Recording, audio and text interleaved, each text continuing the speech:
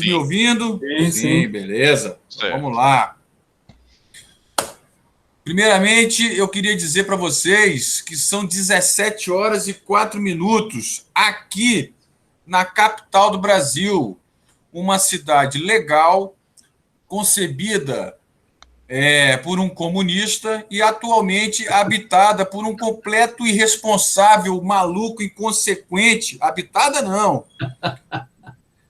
Temporariamente com a presença de uma das pessoas mais loucas que a humanidade já sequer achava que existia e que, por incrível que pareça, ainda carrega consigo 30% de pessoas que o aprovam. É uma loucura! Uma pessoa como essa tem alguma aprovação, exceto daquele monte de filho dele que não serve para rigorosamente coisa nenhuma. Bom, enfim, feito esse desabafo, eis que chega aqui embaixo do meu prédio o caminhão de lixo e já o caminhão da pamonha. Se atrasaram hoje. Logo, vamos assim mesmo. Me perdoem aí, caso alguém aqui seja adepto do atual governo. Retiro tudo que eu falei em nome da paz de todos nós aqui. Mas vamos lá. Hoje, o papo aqui é muito interessante. Por quê? Porque a gente, para quem não conhece, o Prêmio Profissionais da Música, ele tem essa vocação, né? Essa vocação para se envolver com o máximo de profissionais das músicas, sempre agrupados nas modalidades criação, produção e convergência. Mas hoje, inclusive, eu tomei uma enquadrada no Instagram do Prêmio de um cidadão que entrou lá, me questionando aonde estavam os profissionais da música, os professores de música que não estavam fazendo parte desse Prêmio Profissionais da Música. Eu, como sou um carioca de Copacabana, criado entre o Leme e o Arpoador, já respondi para ele o seguinte: meu amigo, graças a você, no ano que vem vai ser criação, produção, educação e convergência. Aí ele, agora eu gostei de vocês, muito bem. Então, é o seguinte, o prêmio tem essa característica e, graças a essa característica, a gente conseguiu reunir aí 482 finalistas entre as 97 categorias. Vocês estão aqui porque votaram profissionais da música, votaram público e votaram jurados. Feito isso, tem uma soma de pontos guardados os devidos pesos e teremos o escolhido do ano, que será anunciado, segundo consta, entre os dias 21 e 25 de junho, nessa produção que nós estamos aqui correndo a 1000 por hora para que ela seja apresentada e concluída, possivelmente numa plataforma 100% digital, diante, não desse sujeito que está aqui a 3 quilômetros de mim, mas principalmente por causa desse sujeito que está aqui a 3 quilômetros de mim, que é um perdido, que não sabe nada sobre rigorosamente coisa nenhuma. Enfim, agora que eu já falei, já relaxei, já destilei aqui mais uma vez, essa é a 25ª live em que eu começo sempre assim, colocando para fora aquele dia de novidades muito tristes para a humanidade, mas agora é a hora da gente se divertir, falar bem da gente e conhecer um pouco dos finalistas da categoria Projetos Musicais Especiais, Trilhas de Séries. Bom, a brincadeira vai ser o seguinte, começando da esquerda para a direita, por cima estou aqui vendo Ricardo Severo, que eu particularmente não o conheci ainda. Ricardo, acho que é a sua primeira vez participando do Prêmio Profissionais da Música, né? É a primeira vez, sim. Depois de, enfim, eu já conheci o prêmio, já estava de olho há algum tempo, mas só agora eu tive coragem de me inscrever e disse, vamos ver, né? Então vamos entender um pouco dessa coragem, começando assim, quem é Ricardo Severo e o que foi que deu coragem para o Ricardo para participar esse ano? Vamos lá. Tá difícil resumir minha biografia, meu currículo, mas vou tentar. Comecei há 35 anos, enfim, Tem essa cara de bom moço, mas eu sou um pouco mais velho do que aparento. Olha, se tem uma coisa que a gente tem em comum é que eu também comecei há 35 anos. Olha aí. Então tá, enfim, eu comecei como músico, tocando, caí por acaso nessa vida, porque eu fazia arquitetura, queria fazer publicidade, e, enfim, caí na música.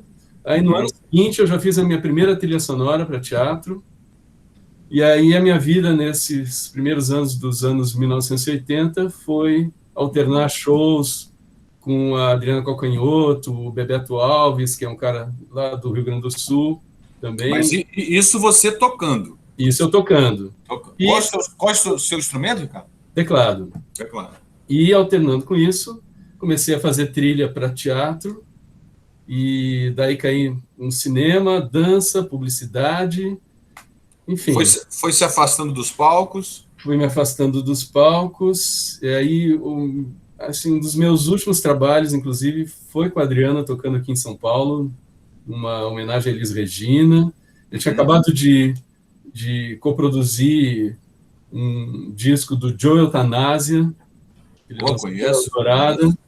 E esse disco, que foi o segundo disco dele, era para ser o lançamento da House Music no Brasil. A gente estava fazendo House Music desde 1988.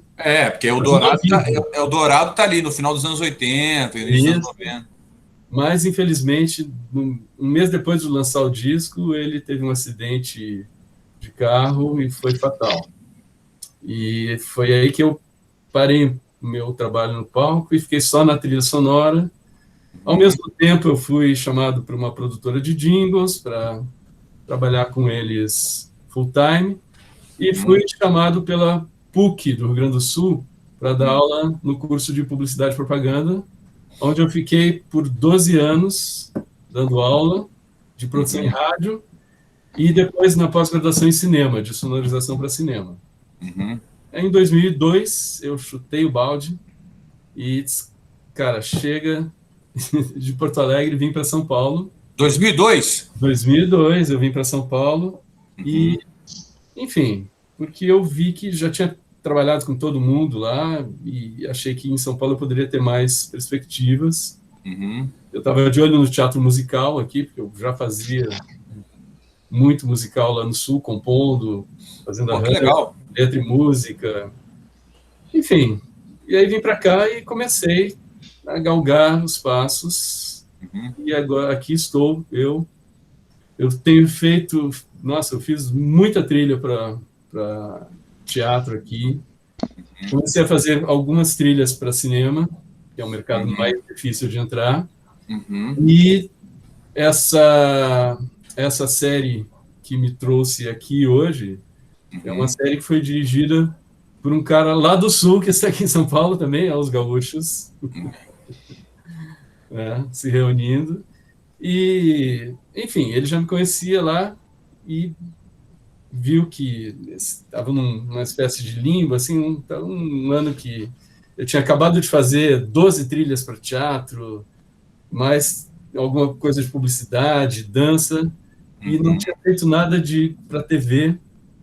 Aí ele, estou com um trabalho aqui, vou te chamar. E aí fiz essa série, depois já emendamos com um documentário, e foi isso. Aqui em São Paulo eu pude trabalhar com tudo que eu fazia lá, e ainda tive a oportunidade de fazer algumas trilhas para as novelas da Globo, os produtores que trabalham com eles lá, e fiz 3 trabalhos da Globo. Enfim, vamos ver, tá pintando mais algumas coisas aí. Mas continuo fazendo tudo ao mesmo tempo agora, voltei a produzir alguns cantores, produzi um garoto que fez o lançamento dele no Sul ano passado, estou com uma nova cantora daqui, e é isso, estou dando aula virtual na pandemia, estou na 3ª edição de um curso sobre música no cinema, aqui, que eu dou no Instituto de Cinema. Agora dei 10 anos de dramaturgia sonora na SP Escola de Teatro. Eu vou para tudo que é lado. Né? Ou seja, a arquitetura ganhou um arquiteto de sons. Totalmente. E é uma coisa incrível. Eu fiz uma vez um trabalho com o Egberto Gismonti. Nossa, nem me fale. De teatro, na trilha de teatro. E cara, foi a primeira vez que eu ouvi isso que você acabou de falar. E não exatamente um arquiteto do som, mas que ele percebeu em mim que eu tinha uma visão estrutural da trilha. Como um arquiteto veria uma planta. E aí eu realmente me dei conta que, eu até como compositor, eu gosto muito da música contemporânea, que trabalha com foco na estrutura, principalmente, além do trabalho melódico, simplesmente, ou de timbre, ritmo, harmonia, mas eu penso também sempre na estrutura do trabalho. Às vezes eu tento relacionar a própria estrutura do trabalho audiovisual que eu estou fazendo com a estrutura do tema principal que eu estou trabalhando. E daí faço os derivados. Né?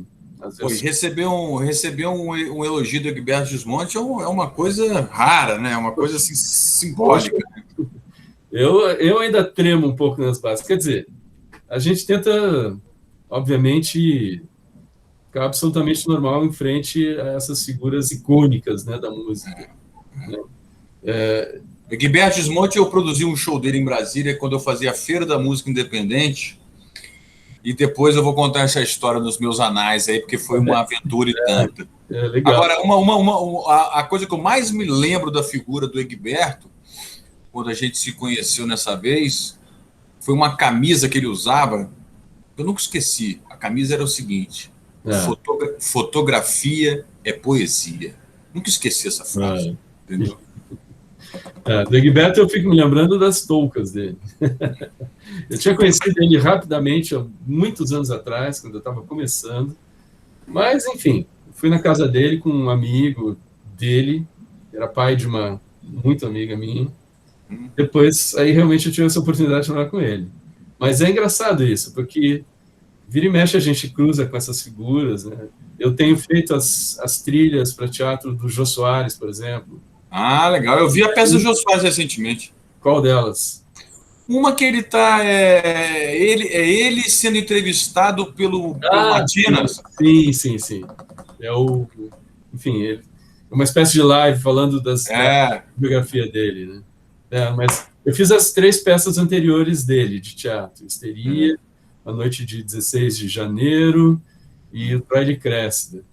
Enfim, e aí uns 2 anos eu fui num show da Adriana aqui no Bradesco e fui falar com ela no camarim, daqui um pouco fica assim na minha cara, do meu lado, o Gilberto Gil, porque eu comentei com ela exatamente uma coisa que o Jô tinha falado do Gil nessa peça aí que você falou.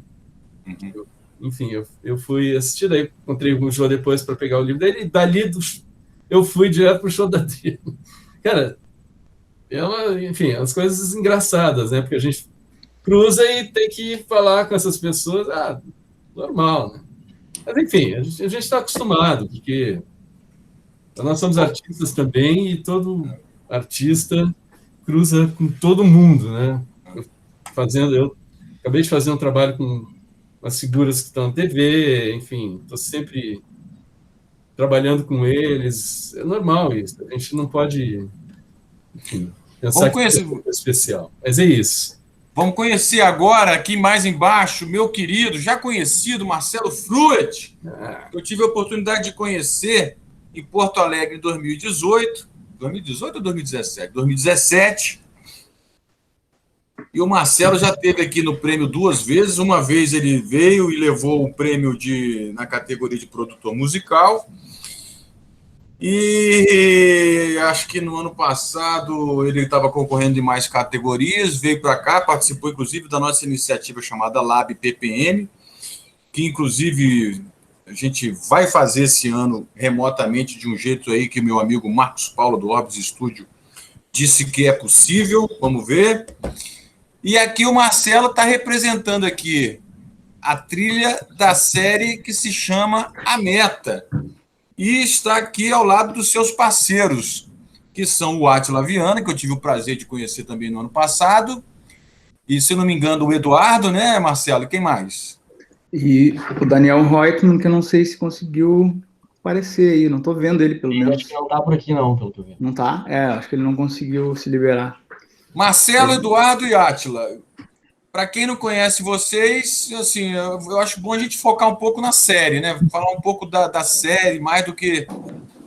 Porque eu acho que o assunto aqui é a gente falar do profissional da série, né? Assim, mais do que todas as nossas histórias, assim, talvez, né? Pode ser. Só... Porque se a gente for pegar os currículos de cada um de vocês, do João Vitor, que ainda está aqui esperando. Mas depois do currículo do Severo ali, é até bom não pegar os... Depois do currículo do Severo... Aí, é melhor ficar assim. Aí a gente vai começar a live amanhã. Eu fui aluno dele na PUC. Ah, é?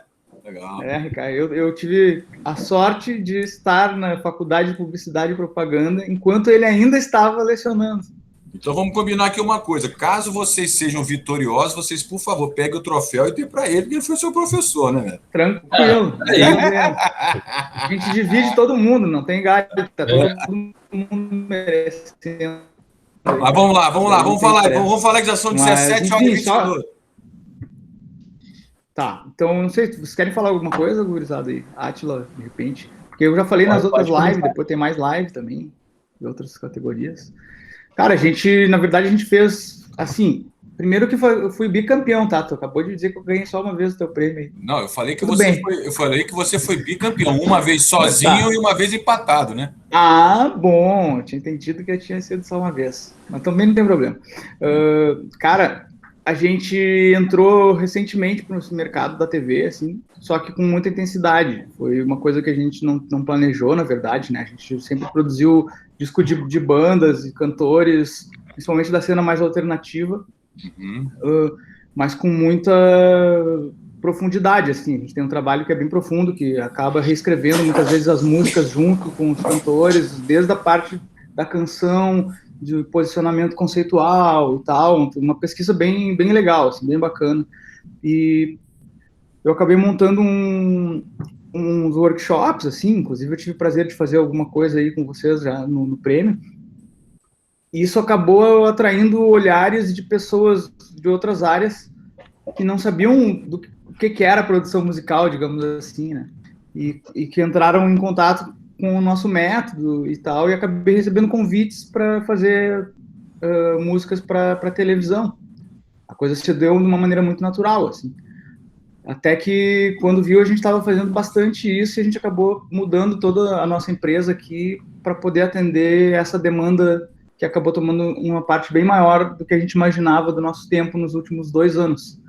Nos últimos 2 anos, a gente fez umas 400 trilhas, mais de 400 para TV, por exemplo. Então, tipo, foi uma coisa bem recente, mas bem profunda, assim, uma transformação profunda. A gente já tinha feito eu particularmente já tinha feito para muitos filmes mais conceituais, para curta-metragem, fizemos um longa e tal, mas era um trabalho que pintava esporadicamente, assim, né? Cada ano tu fazia uns 2, no outro 3, né?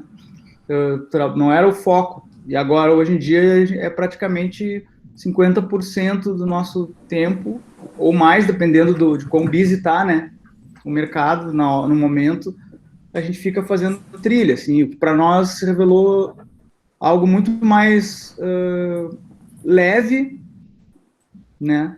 E gratificante no sentido de que, cara, produzir um artista, uma banda, tu tá lidando com um sonho de uma pessoa, de uma outra pessoa, tipo, tem uma série de complexidades, tem várias idas e vindas em reunião e tudo pode dar problema e tem o ego das pessoas muito envolvido, né? A vida é o sonho, assim, é uma coisa muito pesada e geralmente os artistas, pelo menos do ramo que a gente trabalha, tem um teto financeiro muito baixo, quer dizer, não tem como pagar muito mais do que ele consegue, porque ele nem sabe se ele vai ganhar alguma coisa no futuro, entendeu? Então, a relação era super pesada nesse sentido, e é muito difícil ter que ajudar os outros a conseguirem fazer as coisas que tu já sabe fazer na tua cabeça, né? Como tu já sabe arrumar, tu já sabe tocar o negócio que tu tá pedindo, e às vezes o cara não sabe. Quando a gente fez trilha, foi assim, Parecia que a gente tava numa nuvem de algodão caminhando, porque tudo dependia da gente, o que a gente tocava, né? A gente arrumava, em 2 dias estava pronta uma música que demorava 1 mês para ficar pronto, sei lá, 2 meses, 3 meses, né? Então foi uma coisa que a gente conseguiu chegar ao mesmo tempo numa produção razoavelmente rápida e, por outro lado, ter uma qualidade que muitas vezes não se vê no mercado de trilhas, que é uma qualidade que a gente estava acostumado a ter, que é o mercado de bandas e de coisas que vão ficar para sempre disponíveis, e o produto é o próprio som mesmo, né? Não é um som funcional para uma outra obra, vamos dizer assim. Então, o nível técnico de finalização, o nível de detalhes acaba sendo muito maior, porque tem muito mais tempo para ficar indo e voltando. A gente conseguiu aplicar meio que essa visão dentro da visão de trilhas, e acabamos desbravando um mercado bem legal, assim, para nós que estamos entrando, sabe? Tá muito bacana. O mercado, só para concluir, um mercado bem legal no Brasil ou no sul do Brasil ou no Rio Grande do Sul? Por enquanto é no Rio Grande do Sul. Por enquanto é mais no Rio Grande do Sul. Tipo assim, já fizemos algumas coisas em São Paulo e tal, mas não representa numericamente, assim, em termos de quantidade, é Rio Grande do Sul, na verdade. Mas essas obras, elas vão para o Brasil inteiro, né? A TV exibe para todo que é lugar, uma produção está sendo feita aqui. Massa. Olha só, depois a gente vai chamar o Eduardo e o Átila, porque a gente vai transformar isso aqui num grande debate. Não, só queria falar da trilha ali, que é uma TV de pesca, né? Acho que o Átila podia contar um pouco, o Dudu também. Não, a gente vai falar de cada trilha ainda. Tá, então tá. Deixa eu só aqui botar o João Vitor Barroso, que entre os 5 finalistas é o terceiro presente, os outros 2 não me recordo de terem confirmado a presença hoje na live, pelo menos por e-mail não tá. Ô, João, é sua primeira vez no prêmio, que assim, sua carinha eu não conheço não, agora já gostei dessa bateria eletrônica aí atrás de você, bicho. Pois é, eu resolvi, assim, ser ousado e participar do prêmio esse ano. Eu tinha já visto, já nas vezes passadas, assim, postagens dos amigos, né, você vira e mexe na internet, você vai se deparando, né, e tal. E o que me chamou a atenção foi essa característica da inscrição e juntar essa inscrição de todos os participantes e fazer o prêmio, uma coisa meio que todo mundo se ajudando. Essa característica do prêmio, assim, me chamou muita atenção, mais do que a premiação em si, sabe? Até por conta dessa época da pandemia, desse espírito mais solidário, né, que ele começou a ser mais reforçado, né?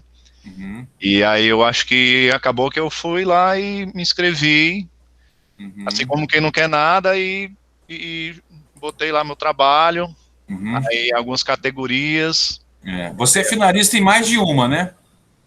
De cinema e série, né? Exatamente. Mas, e você é do Nordeste, né, João? Sou aqui de Fortaleza, aqui do Ceará. Olha que beleza. Gaúchos em Porto Alegre, gaúcho em São Paulo e um cearense de Fortaleza. Olha, quando eu ouço essa mixagem de sotaques, eu acho que valeu a pena fazer o prêmio, porque o simples fato da gente conseguir, dentro de um processo totalmente espontâneo, compilar um grupo de pessoas qualificadas das mais diversos sotaques, com as mais diversas tecnologias, valeu a pena. Vai lá, João, desculpa te interromper, vai lá. Tranquilo. Pois é, isso aí é um fator muito bacana, né? E agora todo mundo muito, muito próximo, todo mundo tendo acesso ao trabalho do outro, apesar da distância geográfica, né? São as vantagens, né, do tempo atual, né? E é isso, eu vim assim do mundo do rock, eu tinha uma banda de rock, toquei por várias partes do Brasil, assim, mas sempre num circuito mais underground. Uma banda meio alternativo, grunge, assim, tal. A gente tocou de 2000 até 2007. Aí pelo Nordeste mesmo, como é que era o nome da banda?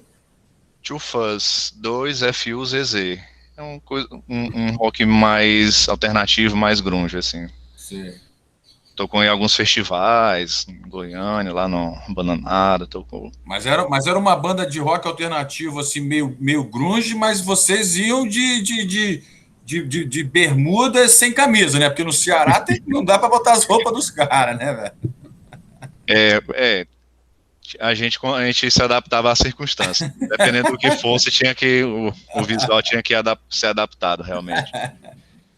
Aí, enquanto isso, eu fiz faculdade de música nessa época também.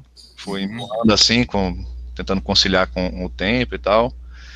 E fui fazendo alguns testes assim ao longo dessa faculdade, na época da banda, me aventurando assim um pouco, ainda treinando assim nesse mundo da trilha, mas não estava ainda nesse mundo, sei lá, compondo coisa orquestral, uns concursos aqui do estado e tal, mas só me aventurando realmente. Aí só sei quando a banda ela meio que se encerrou assim naturalmente, não teve um final realmente oficial, mas aí foi naturalmente acabando e eu fui me enveredando para o mundo da trilha na publicidade.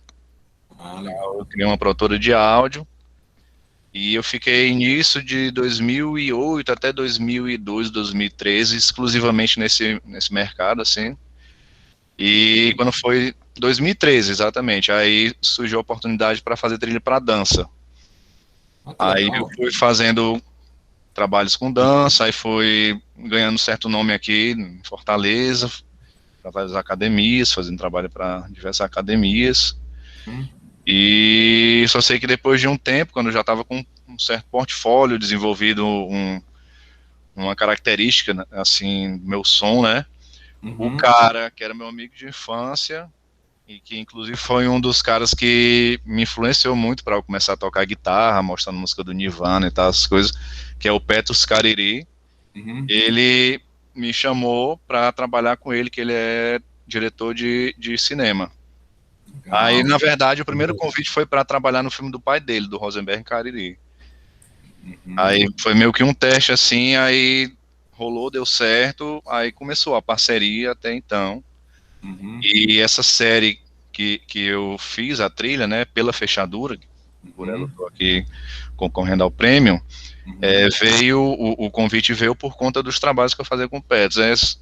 Eu tentei meio contar a minha história aqui e também contar um trabalho que foi chamando o outro, né? Hoje em dia não, já estou trabalhando com vários diretores diferentes e tal, mas eu fui criando assim, tanto o meu som, criando minha característica sonora, musical, e ganhando nome assim a partir desse caminho aí.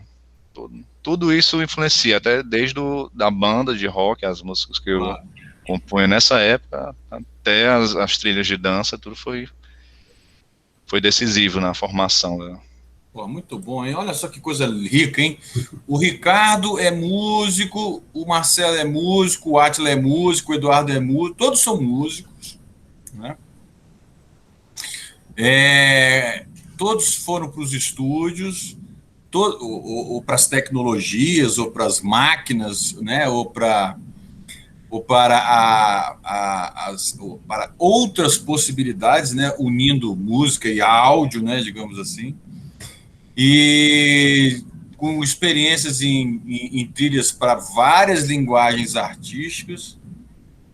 E aí, gente, para começar o debate é o seguinte: para se trabalhar com trilha, eu não sei se existe uma academia ou uma faculdade ou uma universidade, quer dizer, ou cursos, ou vários cursos que formem, olha, você vai ser uma pessoa que vai trabalhar com produção de trilhas, seja de série, de TV, de teatro, de dança. Eu não sei se existe assim uma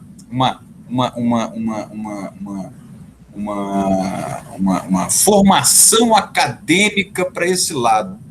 Como, por exemplo, a gente sabe que existe fora do Brasil. Eu acho que já existe aqui também. Mas, independente da formação acadêmica, todos vocês vieram numa construção muito espontânea e chegaram até aqui. Minha pergunta é o seguinte: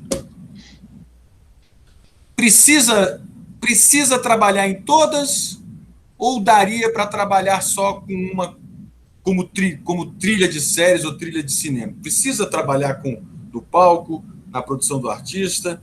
Existe um mercado quente, forte, antes da pandemia principalmente, que gere demanda para que você possa trabalhar exclusivamente e se destacar como uma pessoa que faça trilhas, ou não? Precisamos ficar nessa mixagem de coisas, né? Porque eu, por exemplo, a minha empresa, ela também tem 3 atividades muito bem resolvidas, mas são 3. Eu gostaria de ficar só fazendo prêmio, não dá.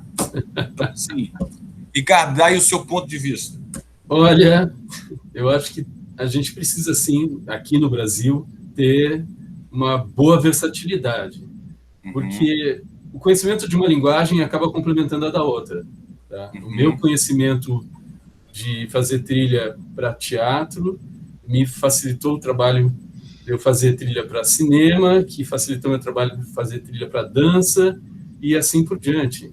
Na verdade, não é a criação em si, é uma coisa só. A dramaturgia que você vai estudar, a dramaturgia sonora para se criar, é uma só. O que difere é alguns elementos de linguagem que são característicos de um ou outro formato. Né? A gente, por exemplo, tem o teatro, que não é um trabalho que é completamente congelado, digamos assim. Né? A cada dia, os atores fazem um pouquinho mais rápido, um pouquinho diferente, a plateia está mais quente, está mais envolvida ou não. Então, a trilha não pode ser aquela trilha fechada, tem que ser uma trilha que seja um pouco mais aberta. No cinema, não. No cinema, você tem o trabalho pronto, editado, e aquilo não muda. Então, aí você tem possibilidade de, como o Marcelo comentou, você tem possibilidade de trabalhar muito mais detalhes, né, de ajustar muito mais detalhes num trabalho desses. E a dança, então, que não tem uma dramaturgia, digamos assim, que seja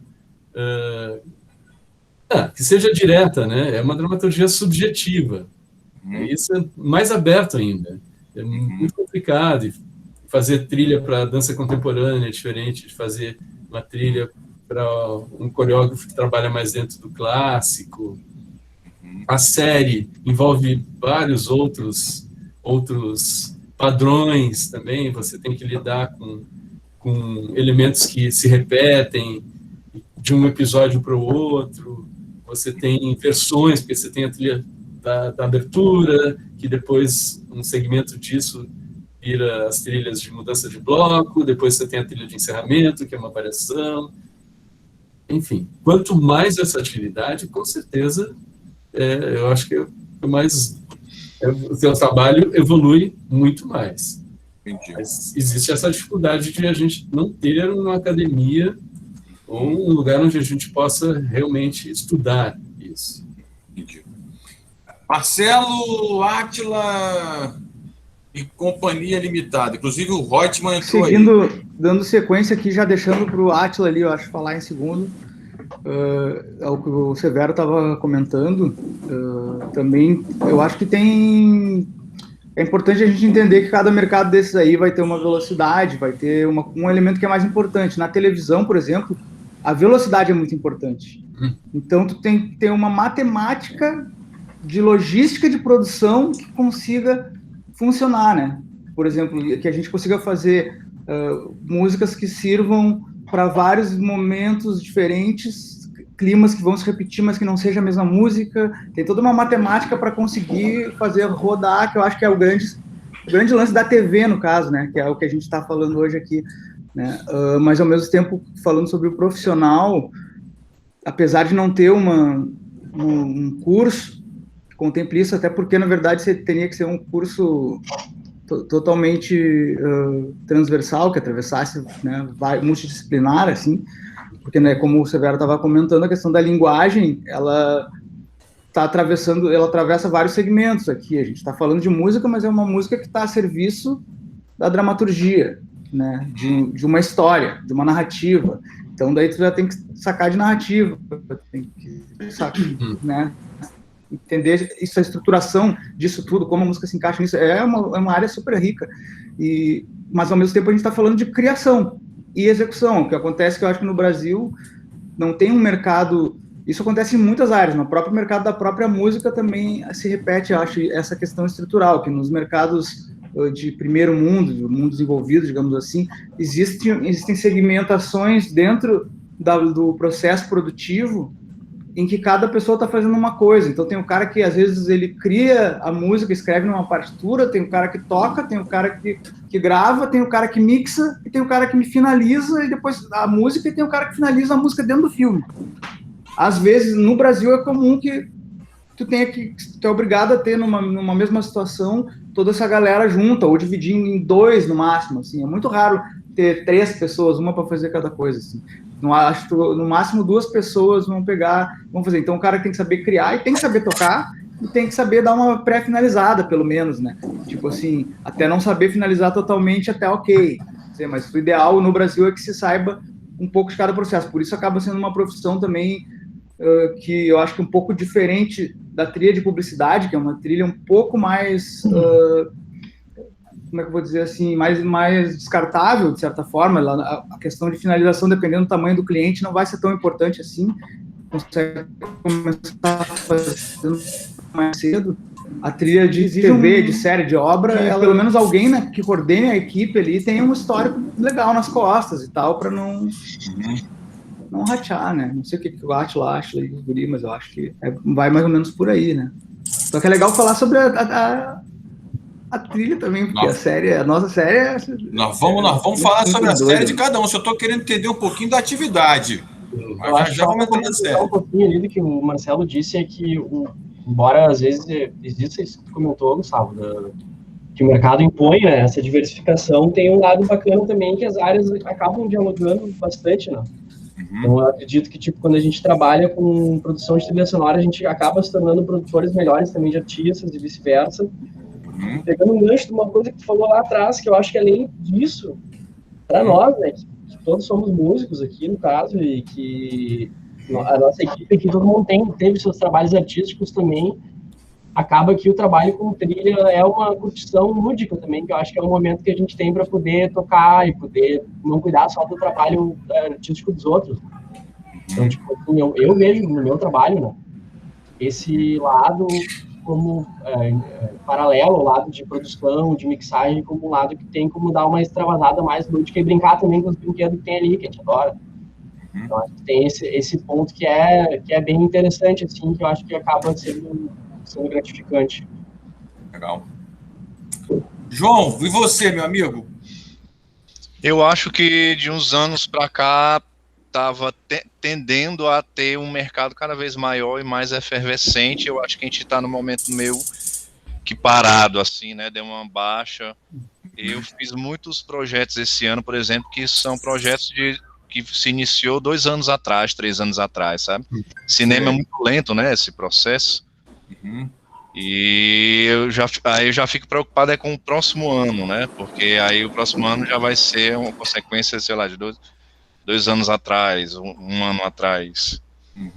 Aí eu acho que estava numa tendência legal, teve aquele lance do Netflix de ter um mínimo de produção local, né? Tinha aquela regrinha que aquilo ali deu uma agitada, assim, apesar de que muita coisa ainda foi jogado pro Sudeste, né? Mas aumentou, mesmo assim, mesmo tendo muita coisa indo pro Sudeste, muita coisa foi produzida aqui, em Fortaleza, aqui no Ceará. Mas eu vejo como que deu um pouquinho, assim, uma parada, assim, agora. Espero que muito em breve volte, né, pelo menos a um funcionamento parecido que era anos atrás, sabe? Só uma perguntinha, João. Aí em Fortaleza, Ceará, tem um polozinho de produção audiovisual ou não? Aqui tem uns editais, né? Uns editais com um orçamento, assim, meio simbólicos, assim, mas que dá para fazer alguma coisa, mas é todo mundo tendo que se sacrificar, né? Todos os profissionais envolvidos, não é o orçamento ideal, mas o pessoal faz e sai muita coisa legal. Tem o Festival Cine Ceará aqui, que é um festival muito importante, muito grande, e esse festival, ele dá um incentivo, né, o fato dele existir já é um incentivo, tem os prêmios locais aqui, tem uma escola aqui de arte, que é o Porto Iracema das Artes, que tem a parte do audiovisual. Por exemplo, ano passado, quem era a parte do audiovisual era o Karim, né, Karim Anoso. E aí tem esse esquema da tutoria, que é muito interessante, né, essa interação. Tem muita coisa legal, agora realmente tá com esse clima assim meio que de baixo, assim, não tá como era, como eu falei, 2, 3 anos atrás, que realmente tinha dado uma crescida muito interessante, muitos profissionais novos foram surgindo por conta da demanda, né, isso foi muito legal, e agora tá mais ou menos. Porque eu tô voltando àquela lance que tu perguntou, né, se daria para a pessoa trabalhar só com trilha. Do jeito que estava 2, 3 anos atrás, estava no caminho para sim, mas não dava ainda, claro. Entendi. Tinha que trabalhar várias linguagens, né, como a gente está falando. Entendi. Bom, o Ricardo levantou a mão, mas aí, Ricardo, eu não sei exatamente sobre o que você quer comentar, mas eu já vou encaminhar aqui uma pergunta, tá? É um complemento disso aí que eles estavam falando. Então complementa, vai lá. Porque eu tive 2 experiências bem interessantes e talvez queria saber se vocês tiveram experiências parecidas, assim, em termos de fazer outros trabalhos relacionados à trilha que não são os que a gente está acostumado a fazer. Primeiro foram 3 peças de teatro que, por causa da pandemia, não puderam acontecer presencialmente, e daí elas foram adaptadas para transmissão online. E eu tive que readaptar o trabalho que eu estava fazendo, obviamente, para isso. E, enfim, pelo menos nisso está rolando uma parte que estava parada. E o segundo trabalho, que foi muito interessante, que eu estou vendo que existe um crescimento do mercado para isso, é um podcast de ficção que eu produzi, que começou lá em 2019 e foi estrear agora em março. E eu estou vendo que esse mercado do podcast... O que é um podcast de ficção, Ricardo? É uma história, ou um radioteatro, ou uma radionovela. Tá. A velha e boa radionovela. Foi o que eu imaginei. Para o formato do podcast. Legal. E como é que chama o podcast de ficção? Chama A Ciência Como Ela É, A Saga de Carlota. É uma minissérie ficcional em 10 episódios, que foi encomendado por um pessoal do Instituto de Física da URGS, lá do Rio Grande do Sul, sobre as mulheres na ciência, sobre todas as dificuldades que as mulheres enfrentam ao fazer ciência. E tudo acontece através da personagem Carlota. Isso já está no ar? Isso já está no ar, Ricardo? Oi? Isso já está no ar? Isso está no ar, estreou dia 8 de março, no Dia Internacional da Mulher, já está no 4º episódio. Mas é o quê? Eu tenho que ir no Spotify para ver? Está no Spotify. A Saga de Carlota. Você pode clicar no Spotify. Se eu soubesse disso, eu tinha feito a categoria podcast de ficção. Mas, enfim, é isso que eu estou dizendo. Eu fui pesquisar e no ano passado eu encontrei 3 ou 4 podcasts de ficção sendo produzidos. Já dava para participar também. Mas eu estou vendo que esse ano tem mais gente interessada em produzir. Por quê? Porque o podcast é uma coisa que cada um pode gravar na sua casa, mandar o áudio para o produtor que está montando a trilha, a gente faz a trilha no estúdio, ou seja, até dá para fazer virtualmente, sem ninguém se encontrar. Então, é uma alternativa de mercado que eu estou achando que pode ter um crescimento, ainda mais que as plataformas de streaming estão crescendo bastante, né, nos últimos tempos. Pô, bicho, na hora que acabar essa live aqui, eu vou procurar imediatamente essa coisa aí. Muito legal, sabe? Agora, olha só. Vai aí. Agora que o Ricardo fez uma manifestação, vamos agora falar sobre a trilha em si, de cada um. Vamos começar aqui vamos começar ao contrário, para a gente acabar no Ricardo. Vamos começar pelo João, passar pelos gaúchos e voltar para o gaúcho que abandonou o Rio Grande do Sul, não de coração, mas de localização. Eu tento, mas sempre me puxam para lá para fazer alguma coisa. João, fale para a gente do seu processo de produção, dificuldades, desafios, conquistas, como é que é fazer uma trilha sonora como a sua no Ceará e perceber o caminho, a dimensão ou o caminho que ela ocupou. Bom, vamos lá, né? Essa série que eu fiz pela Fechadura, até então estava trabalhando muito com cinema e como foi falado, né? Outro ritmo, né? Outra velocidade. Essa série que eu fiz são 13 episódios e eu já entrei já rolando, né, o bonde andando, e já entrei, o pessoal já falando, o diretor já falando do prazo. Ele tinha ganho um prêmio do Prime Box Brasil, se eu não me engano. Não sei se foi diretamente do canal. Não sei se foi esse trabalho ele conseguiu no Rio Content Market. E não tinha um orçamento assim ideal, digamos assim, sabe? E o Adriano Spíndola Filho, que é o diretor, ele é massa trabalhar com ele, porque ele realmente tenta assim, tirar o máximo, assim, tendo limitação de estrutura, de equipamento, ele tenta tirar o máximo para poder realmente ficar o mais profissional, ficar o melhor possível, sabe, o trabalho. E ele pediu isso muito de mim também, que eu tentasse dar uma força, entrar no ideal e tudo mais, aquela coisa toda. E ao mesmo tempo também nesse prazo, né?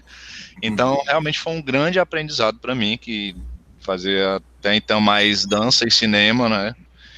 Que tinha um certo tempo, um feedback, testa, refaz, não sei o quê. Já nesse caso pela fechadura, era uma coisa mesmo, você ia construindo, assim, a identidade, assim,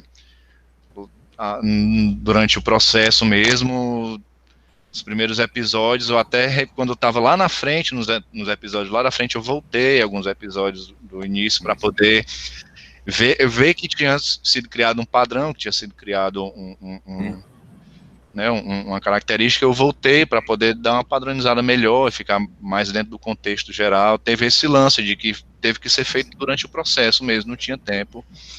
E era muito esse lance de buscar a função, né, da narrativa, né, que a narrativa pedia.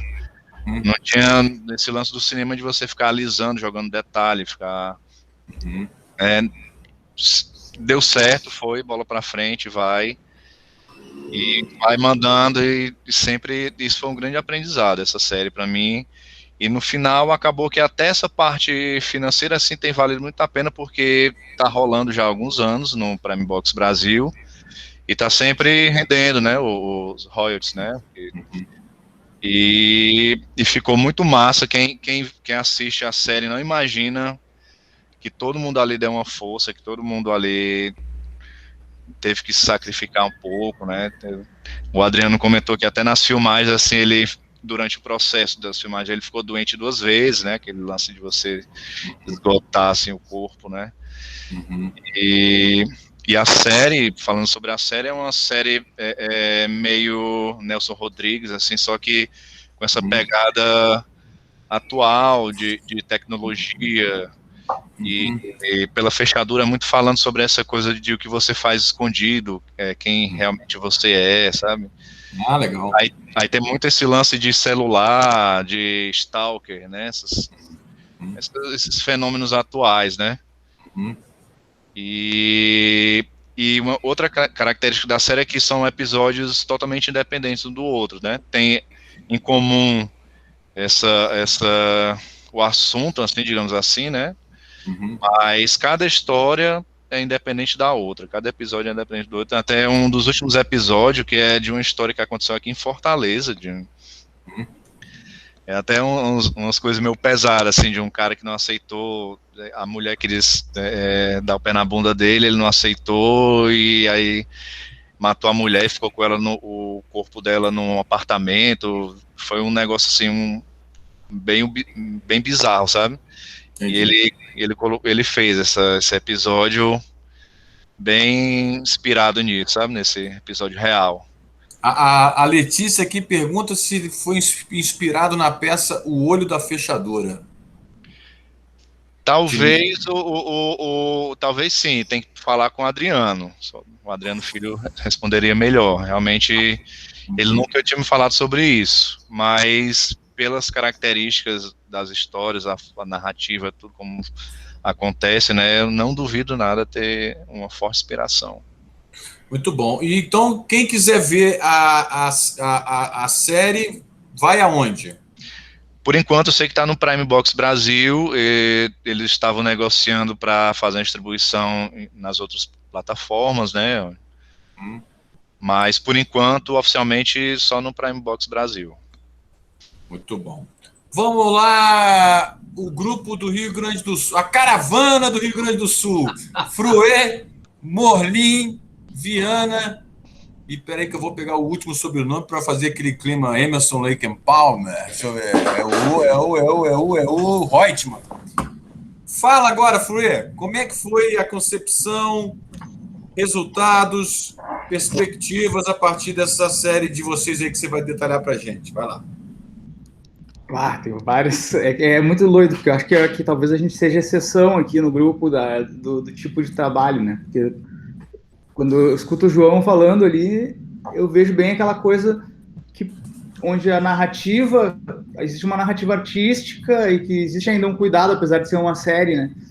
E a gente já fez uma série que, apesar de tudo, ela é uma série documentário de uma televisão de pesca, que faz vários documentários, entendeu? E é que a gente tinha que fazer várias trilhas para eles. Então, tipo, na verdade, existe um modus operandi um pouco mais acelerado de ter que fazer um monte de coisa e muito menos essa proximidade que ele teve com o diretor, ser super cuidadoso. Esse cuidado meio que acaba ficando uma grande parte desse cuidado acabava ficando por nós automaticamente, né? Por a gente estar gostando de fazer aquilo que a gente acabava tendo mais do que por uma exigência do povo que estava do outro lado da obra, porque os caras estavam com muita pressa para conseguir fazer tudo funcionar, por exemplo. Saca?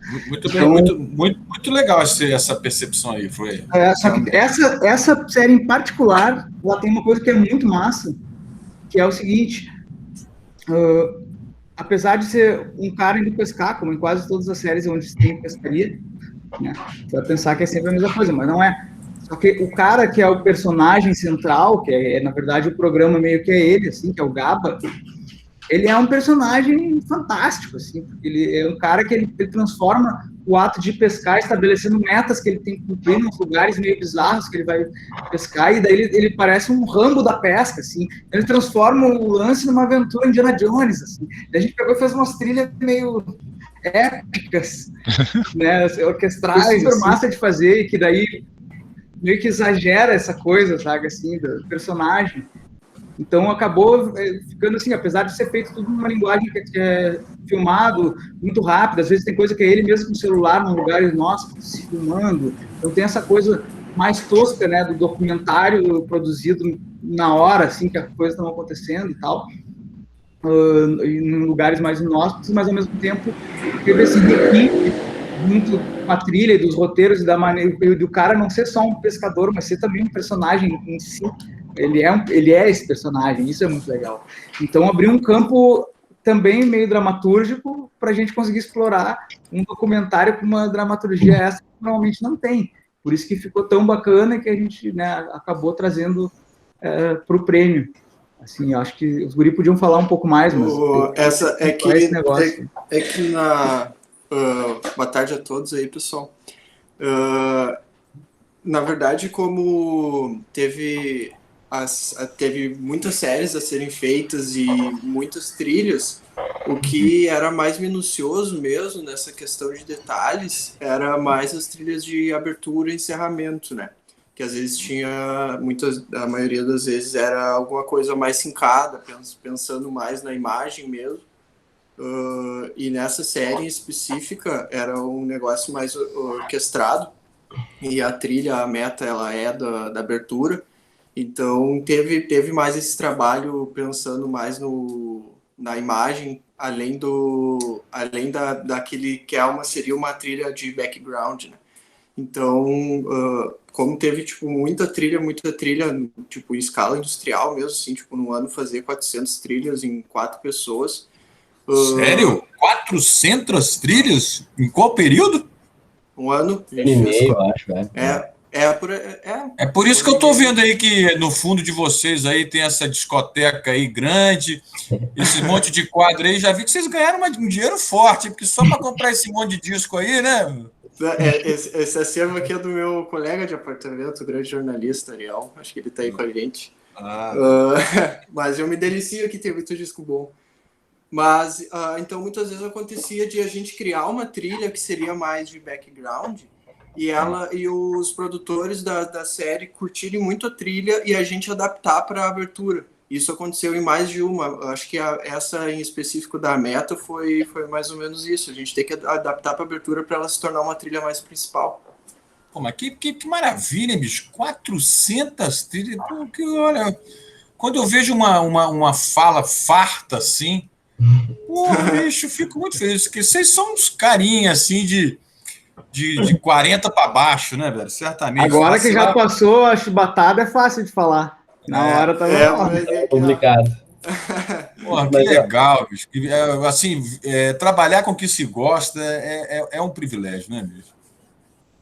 Sim, exatamente.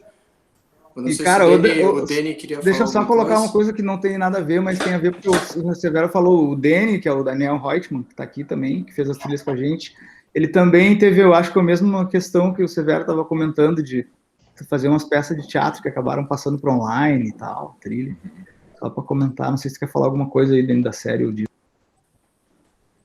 Não, acho que a galera já falou bastante. Agora conhecemos finalmente o senhor Reutemann. Não, essa foi a primeira série de uma série de trabalhos que a gente foi absorvendo, né, lá no estúdio, então ela também serviu como um grande aprendizado para todos nós, eu acho. É o início de uma grande aventura que a gente foi, assim. Legal. E eu acho que só por último, complementando mais uma coisinha, justamente isso que o Fruê falava antes, de ser esse herói que é um pouco inusitado, que é meio que xotesco, né, que é um pescador, Rambo. A gente foi tentando criar esse contexto épico para aumentar a dramaticidade do herói, então a gente foi para esse lado orquestral, mas ao mesmo tempo o cara ele era lutador de jiu-jitsu, o cara ele era motoqueiro, então a gente acabou indo para o lado do rock e orquestra, que o rock era um pouco já o nosso caminho, né? Mas aprendemos bastante nessas de ter que trabalhar com instrumentos que não são os nossos, né? E programar coisas que são complexas, assim. Foi bem bacana fazer essa série. Legal. Severo, e você? Conte aí o seu processo, o seu estilo, o seu modelo. Porque ficou muito claro aqui para mim o que o Fruê... o Eduardo levantou a mão. Vamos respeitar quem levantou a mão ou ele já baixou a mão? Não, desculpa, apertei no botão errado. Tá. Ficou muito claro, assim, essa percepção do Fruê com relação ao João, né? O João Vitor lá do Ceará. Né? O João pega uma narrativa e enquanto que o nosso amigo Fruê e companhia, eles têm um compromisso com vamos dizer assim, com uma produção que envolve um personagem, mas predominantemente com o ambiente e tal, né? E no seu caso especificamente, está mais para o lado do João, mais para o lado do Fruê, ou é um terceiro lado? Não, eu diria que é um misto dos dois. Eu sempre privilegio, claro, a força da narrativa que a música pode ter. Ou seja, a música, ela não pode apenas sublinhar o que a gente já está vendo, ela tem que impulsionar a história para frente e jogar o espectador para um outro lugar, que não é aquele que a gente está vendo e nem é o que a gente está só ouvindo. No caso dessa série que eu fiz, que teve direção de um outro gaúcho, Diego de Godoy, que é do Sul, mas está aqui em São Paulo também. É uma série que mostra todo o processo de ensaio da Orquestra Sinfônica daqui de São Paulo, a USESP.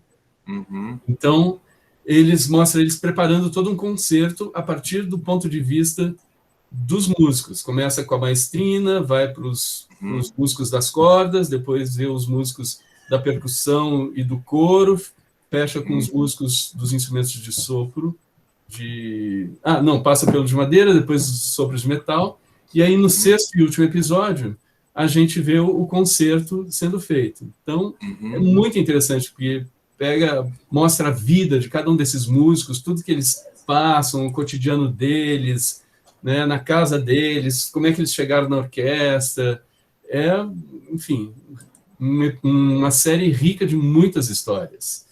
Mas aí ele me levou para a produtora com um certo desafio, que era de eu fazer uma trilha orquestrada.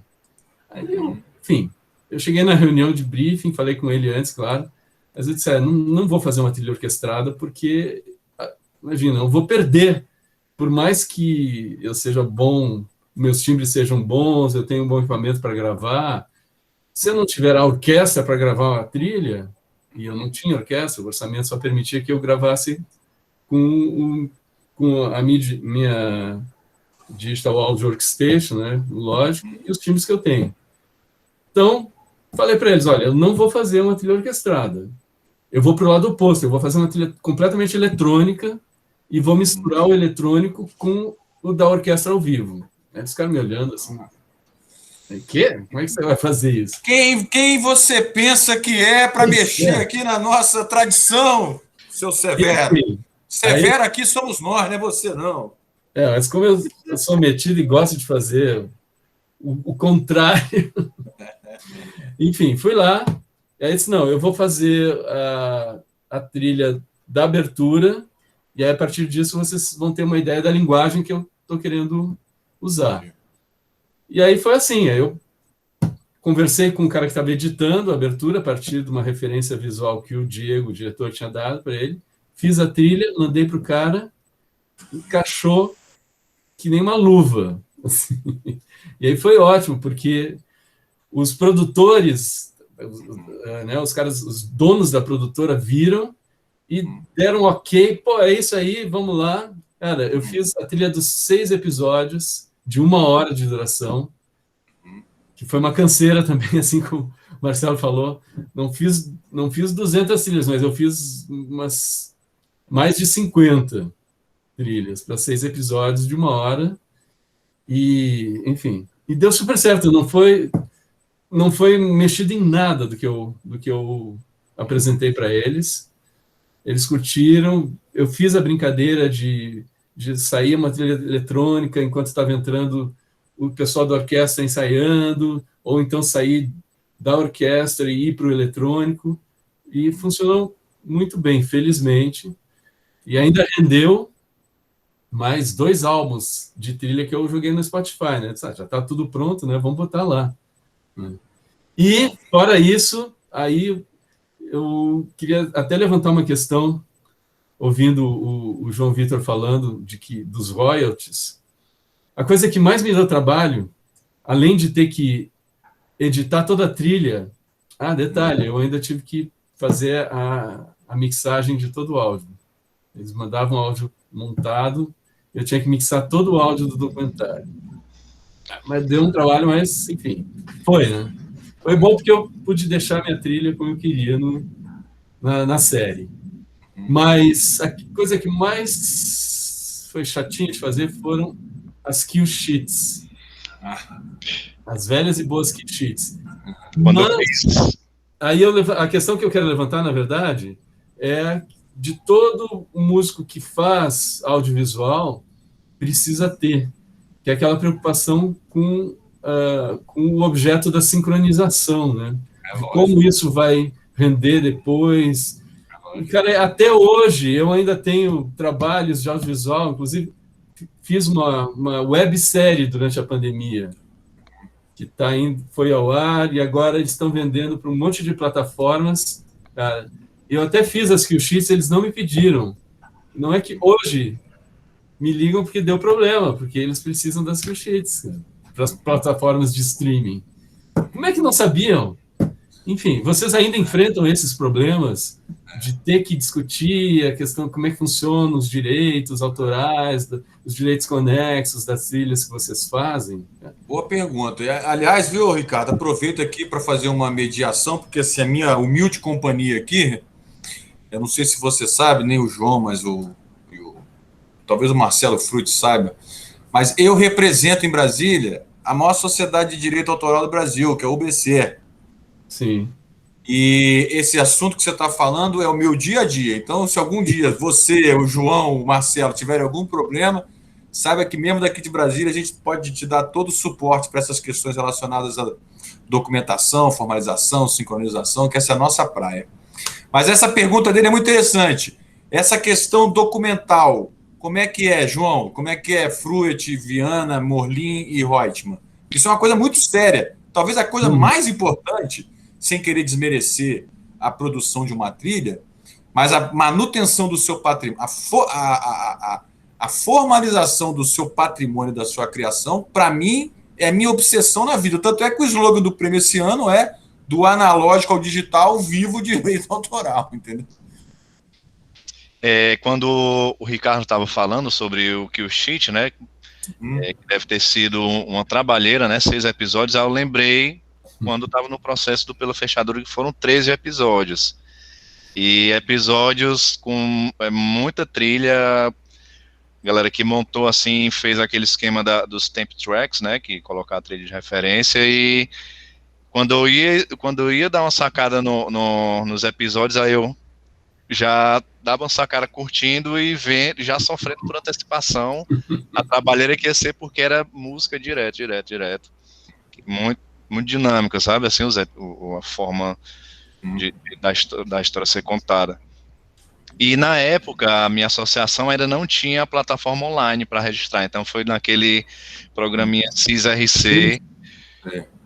Aí, meu amigo, foi muitos anos. Muita trabalheira mesmo. Aí, agora, o diretor, muito gente boa, o cara mesmo enviou, depois eu entreguei os sheets, ele mesmo enviou para a associação. Aí, por isso que deu tudo certo, eu recebi rápido, 3 meses entrando sempre, esses royalties. Aí, acabou que eu comecei a prestar atenção que os filmes não estavam entrando, mesmo eu tendo feito os sheets dos filmes. Eu notei que os diretores, eles sempre estavam mandando esses relatórios, né, para Ancine, para o Itaú Rumos, para o pessoal que era o provedor da grana, né, da produção e tal, e que não era o processo certo, né. Então, me informei com o cara da Abramos, lá do Rio, que é do setor audiovisual. Ele falou que eu estava com várias coisas para receber, estava lá, retiro de festivais, e agora já fiquei, foi a semana passada, inclusive eu já fiquei de organizar logo todos os kill sheets, no e-mail só, enviar para ele poder desenrolar, para ver que se na próxima leva aí de pagamento, né, do ECAD, já vem todo esse retiro aí dos longas aí. Certamente virá. E ele disse que essa parte aí de royalties é uma coisa que muito normal o pessoal dormir no ponto, sabe? E ficar muita coisa retida, e o pessoal dos filmes, os produtores não faz o processo completo, não chega até eles e fica retido, né? E tem um tempo, né? Você tem um tempo limite para poder receber, porque depois, se eles não quiserem, não paga, né? Já foi. É isso. Cara, e assim, é a segunda fonte de renda do sistema do direito autoral desse país, é justamente o audiovisual, né? Se não a primeira, né? Vamos lá, Marcelo Frutti, alguma opinião sobre isso? Que eu queria fazer uma pergunta. Várias. Eu quero deixar uma pergunta aqui já no ar para você, João e Ricardo, me responderem assim rapidinho. Quando vocês pegam um trabalho como esse, vocês só pegam se vocês forem os responsáveis pela produção, pela gravação, mixagem. Não que vocês não façam, mas que vocês sejam os responsáveis, ou vocês fragmentam os processos? Não, eu faço aqui, ele grava lá, vai mixar em Londres e vai masterizar em Tóquio. Eu queria saber essa É para falar dos kill sheets ou disso aí? Dos kill sheets. Beleza. Já estou antecipando aqui uma pergunta, porque... Não, acho que é interessante essa questão do kill sheets, realmente é muito importante. No nosso caso, por exemplo, como é uma TV e a gente teve um contrato bem grande com muitas séries, os caras queriam as coisas muito rápido, a gente conseguiu negociar essa atribuição para ser feito de dentro da TV pelo montador do som, né, da TV, porque ele que vai saber onde estava entrando as trilhas, quantos minutos estão ficando e tudo. Então, na verdade, a TV organiza isso para nós. Então, a gente teve a sorte de fazer isso antecipadamente para não ter erro, e a própria TV está sabendo que tem que mandar isso né, para programação, para net, para os canais onde passa o canal. Então, nesse ponto, foi tudo muito tranquilo, assim, para nós, nesse caso, né? Mas realmente existe um descaso bem grande dos diretores em geral, que só são uma produtora, não são uma televisão, né? Porque é diferente. Uma coisa é a televisão te pedir, ela mesma que vai mandar para onde vai passar o filme. Agora, o diretor ele vai vender para uma plataforma que vai passar, entendeu? E daí aquele canal que vai passar na net, que é quem tem que realmente receber a planilha, no caso.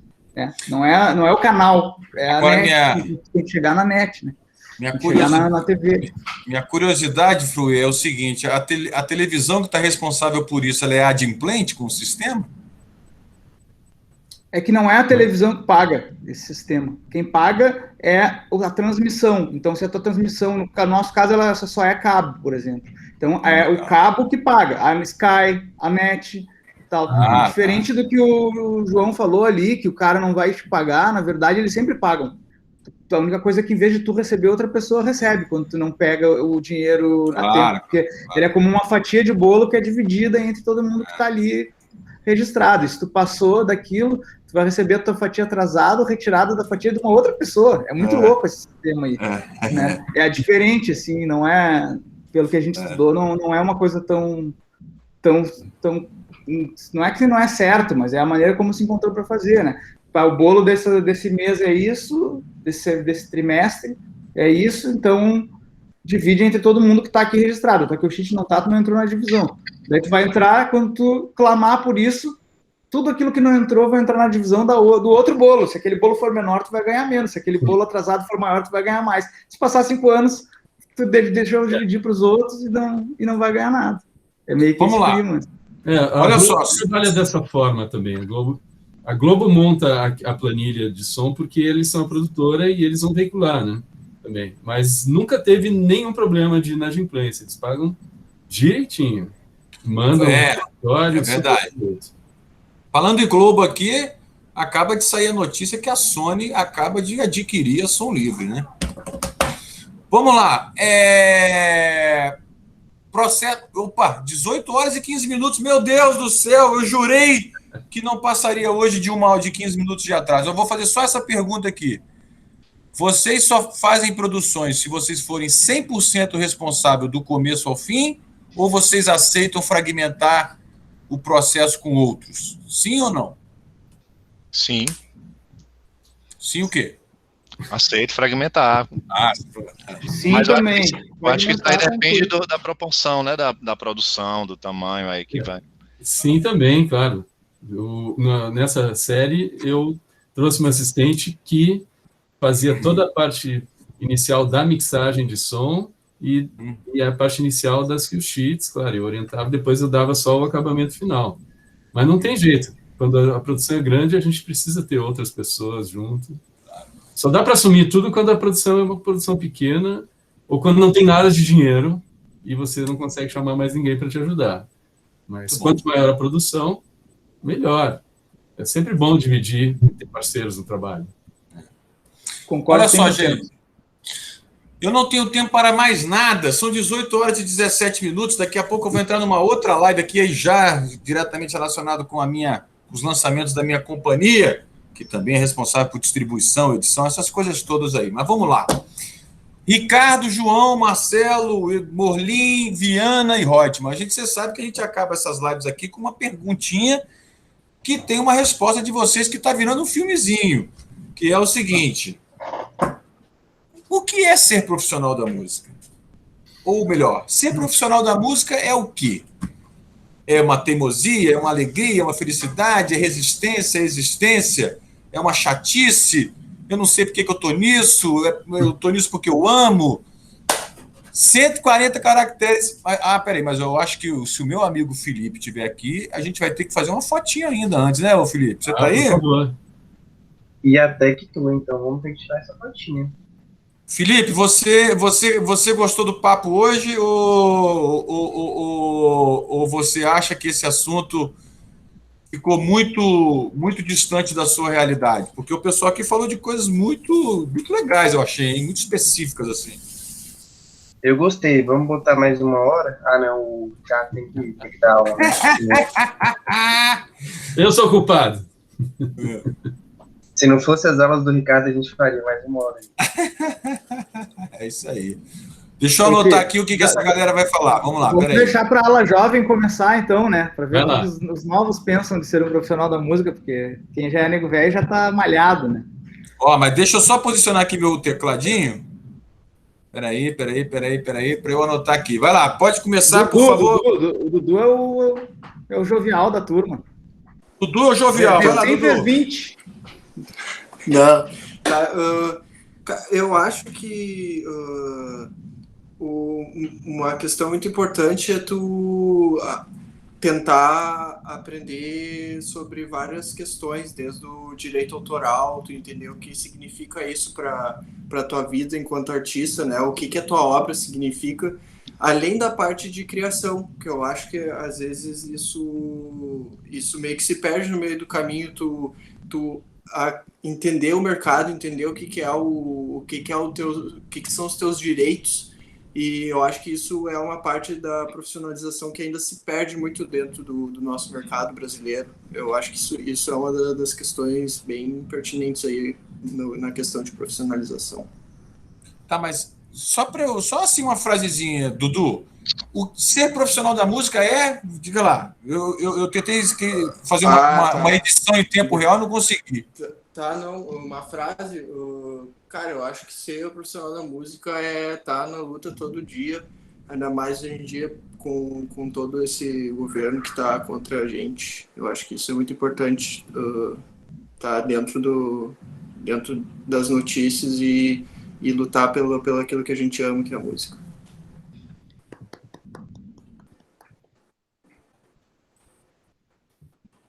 Próximo. Falo? Eu acho que para mim ser profissional da música é sangue, paixão e ódio. Sangue, paixão e ódio? Caralho, velho. Será que eu vou ter coragem de botar isso? Quem falou isso foi quem? O Reutemann? Eu acho. O Reutemann? Cara, mas é mesmo, Reutemann? Caramba, hein, bicho? Eu tenho medo do Bolsonaro nessas horas, mas vamos lá. Pode trocar por luta, então, de repente. Não, tô brincando. Eu acho que existe uma coisa que eu acho que todo mundo ama, né? O que faz aqui, senão não faria música no Brasil. Mas existe essa questão que é uma luta diária, né? E, enfim, a gente tá fugindo dos arrependimentos das nossas outras carreiras também. Não, já tá feito aqui. Tava brincando com você. É isso aí. Próximo.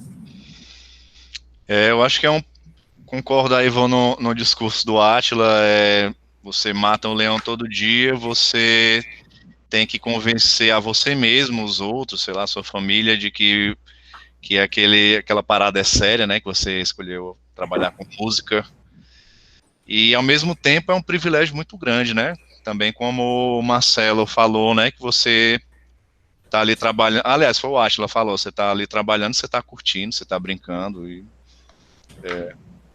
é difícil, mas é muito bom. Próximo.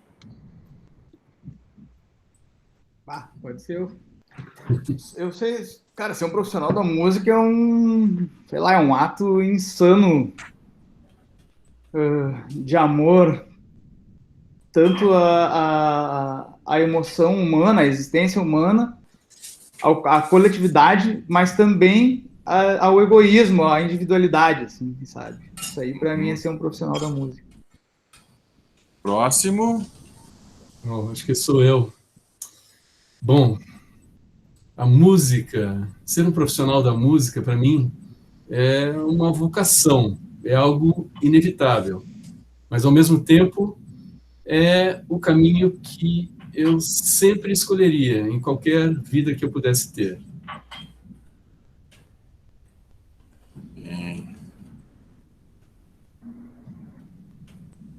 Acho que é isso. É isso aí mesmo.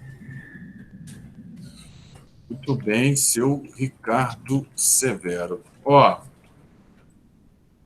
isso aqui eu boto no ar amanhã, antes da live de amanhã. Amanhã faremos uma live com todo mundo das escolas, as finalistas da categoria Escola de Música, e o nível é altíssimo. Tem a Escola de Clube tem a Escola Rafael Rabelo aqui no Clube do Choro de Brasília, tem o Bateras Beach, tem uma aí no Sul que é agora me esqueci o nome. Enfim, amanhã a conversa também vai ser assim, tipo a de hoje. Posso jogar uma pulguinha nessa sua conversa de amanhã? Pode jogar uma pulguinha. Tem a ver com o que a gente falou mais cedo. No centro coronavírus pode jogar, vai lá. A questão de por que não existem escolas de música que abordem a criação. A composição, quando tem nas escolas superiores, é apenas voltada para a composição erudita, né, dita clássica. E falta escolas de música que trabalhem com a criação propriamente dita, com música popular, com trilha sonora. Onde estão essas escolas? Porque as escolas que a gente vê são só técnicas, ensinam os caras a tocar instrumento ou ensinam teoria da música. Olha, ensinam criação. Opa, vamos fazer uma aí, você Severo. Não fura a fila não, Marcelo Frutti. Deixa eu te responder aqui, cara. Fala aí. Olha que eu já passei por 2 escolas trabalhando só com criação. Aonde estão as escolas, eu não sei lhe responder. Mas aonde nós vamos startar essa sua provocação vai ser na grade de cursos da próxima edição do Prêmio Profissional da Música, onde nós vamos fazer cursos sobre criação. Sabe com quem? Com os finalistas do prêmio. Agora, o cara que vier dar aula tem que ser bom professor, porque o jogo aqui é muito fácil. É 10% para o professor e 90% para mim, que você é o dono da plataforma. Tô brincando. Agora, falando sério aqui, eu estou muito influenciado por um contrato que eu recebi no final de semana de um artista aqui de Brasília, que veio distribuir o conteúdo dele comigo. E ele veio falar comigo, ele falou assim, Gustavo, sabe o que é, bicho? É que é o seguinte, é que eu recebi uma proposta de uma empresa aqui de Brasília. Eu falei assim, mas tem outra empresa em Brasília que faz isso? Além de mim? Não sabia. Não, tem. Ele falou o nome lá, mas, cara, o contrato deles é um negócio absurdo, Gustavo. É mesmo, é. E aí ele querendo me falar, assim, meio que me questionar sobre o contrato, se era isso mesmo. Aí eu falei, cara, olha, eu prefiro nem saber o contrato do outro, prefiro falar do meu, entendeu? Ele, não, eu vou te mandar aí. Me mandou o contrato, que é verdadeiro, é um documento de verdade, diz o seguinte, olha só, as 3 cláusulas do contrato que mais me chamaram a atenção. A empresa te distribui o seu conteúdo se você pagar R$10 mil para ela, assumir um compromisso que todo ano você vai dar 15 músicas para eles distribuírem e, em contrapartida, eles vão devolver 10% do que é vendido no Spotify, não sei aonde, para os caras. Poxa. Então, velho, eu agora fiquei com esse 10% para tudo. Mas, brincadeiras à parte aí, mas isso que eu te falei dos cursos é verdade. A gente vai falar sobre isso aí em breve. Vamos lá. O Marcelo já levantou a mão. Não, só para finalizar aqui foi bom eu ter escutado isso sobre o contrato, que ontem mesmo a gente estava num debate, antes de ontem, eu e o Dani passamos um sufoco aqui tentando explicar para uns caras umas questões de contrato, e quando tem algo assim absurdo ajuda a ilustrar, então eu vou guardar essa história.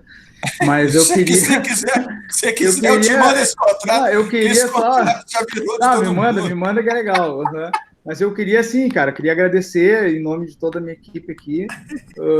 Queria dizer que, cara, conheci o Pro Tools a primeira vez da boca do Ricardo Severo, que na época tinha um Session 8, se eu não me engano. Sim! Foi ele que me explicou que era a primeira vez que eu ouvi que existia. Não chegou a explicar tudo muito bem, mas eu perguntei como que ele fazia as trilhas. E ele falou, eu tenho um Session 8. Que é DigiDesign, tudo, sei lá, uma coisa assim. Isso. E quando eu acabei ganhando uma bolsa para estudar nos Estados Unidos, o meu colega de quarto, meu roommate, casualmente estava se formando em gravação, e tinha uma Audio Media 13, tinha Pro Tools, daí eu comecei a conhecer todo o negócio. Quando eu voltei para cá, acabei montando meu estúdio com a minha parada, mas foi a primeira vez que eu ouvi a palavra da plataforma que eu carrego até hoje, né? Foi da boca desse professor legal. Ricardo Severo, foi muito legal naquela época ali, foi muito bacana, e eu queria agradecer por estar aqui com todo mundo, né, cara? Desculpa, tu ia falar? Não, só ia dizer que Isso é o maior prazer de você ser professor, é de poder passar adiante, trocar ideias com outras pessoas e abrir caminhos, cara. Cara, olha... Muito legal. E daí, falando em abrir caminhos, desculpa te interromper aí, Gustavo, mas só porque eu ia falar do prêmio, entendeu? Porque, pode falar. Porque se você justamente... for alguma coisa que eu não estou sabendo, pode falar. Não, eu queria agradecer ao prêmio por estar sempre acolhendo, né, todo mundo que a gente indica, e principalmente a nós mesmos, né? E ter essa lida tão democrática, pronto, do cara tá fazendo não sei quantas lives, mas deve ser mais de 500, né? Todos os 97, dias. 97. E todo mundo vai poder falar, vai poder participar, isso eu acho que é incrível, né?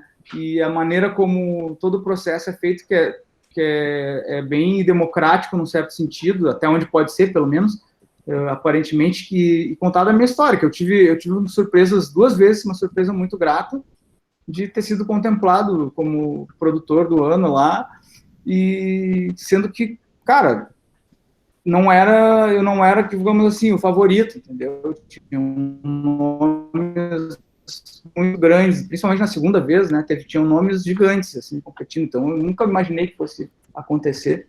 A primeira eu nunca imaginei porque era a primeira, tava tomando uma sopa atrás do palco lá, atravessei, nem fui pelo tapete vermelho, né? Atravessei por trás para pegar o prêmio. Depois, na segunda, foi totalmente surreal, assim, e eu acho que isso prova que é um prêmio que as pessoas analisam as coisas, e enfim, elas estão ali realmente vendo o que está acontecendo, não é aquele prêmio previsível, sabe, o mais famoso sempre vai ganhar por dar aquele, né, aquela grandiosidade de status, né, para o negócio, assim. Então tem várias surpresas, e isso para mim foi uma coisa que me conectou muito, sabe, esse prêmio fez eu incentivar muita gente para entrar sempre, e eu convido também todo mundo a também estar incentivando, porque eu acho que quanto maior a gente fizer esse prêmio, que é o único prêmio do Brasil que olha para todo mundo que está trabalhando e não só para aquele cara que está aparecendo no cartaz lá no final, saca, na música. Então a gente não pode deixar isso morrer, a gente tem que botar isso para frente e engrandecer cada vez mais. Então eu agradeço. Eu acho que não. É por causa dele, tinha conversado com ele, foi por causa dele que eu entrei. E o que eu acho legal, viu, já que o Marcelo tocou nesse assunto, é para reforçar esse nosso compromisso com a horizontalidade mesmo. É uma construção nossa, é de profissionais para profissionais, não tem nada vertical. Olha, e assim, a frase símbolo, a frase não, o espírito que eu acho que conduz o prêmio vem do nosso presidente de honra do nosso júri de todos os anos, que é o senhor Roberto Menescal. O Menescal, ele fala assim, Gustavo, só tem uma coisa que eu não fiz na minha vida e só você poderá fazer com que eu realize. Porque eu não sei se vocês sabem, né? Mas o Menescal, ele foi homenageado do prêmio em 2018, quando o Marcelo ganhou. E o Menescal falou assim para mim, na época ele estava fazendo 80 anos, ele falou assim, Gustavo, eu nunca recebi uma homenagem no meu país. Eu fui homenageado no Grammy Latino, mas no Brasil eu nunca fui. Você é o único cara que me homenageou, velho. Entendeu?